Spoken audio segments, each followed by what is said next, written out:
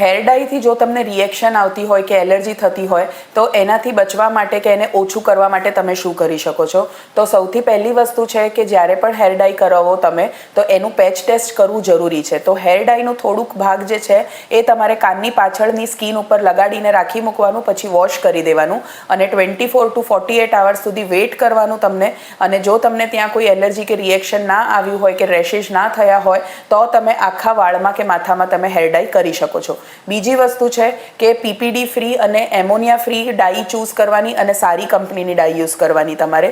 ત્રીજી વસ્તુ છે કે જ્યારે પણ હેર ડાય કરો ત્યારે એનું જે કેમિકલ છે એ તમારે માથાની ચામડી ઉપર અને મોઢાની ચામડી ઉપર કે કાનની ચામડી ઉપર ઓછું લાગે એનું ધ્યાન રાખવાનું. ચોથી વસ્તુ છે કે હેર ડાય કરતાં પહેલાં તમારે માથાની આજુબાજુની જે પણ સ્કિન છે એની ઉપર વેસ્લિન પેટ્રોલિયમ જેલી અથવા થિક મોઇશ્ચરાઇઝરની લેયર બનાવી દેવાની, જેથી એ કેમિકલ તમારી સ્કિનની અંદર એબ્ઝોર્બ ના થાય.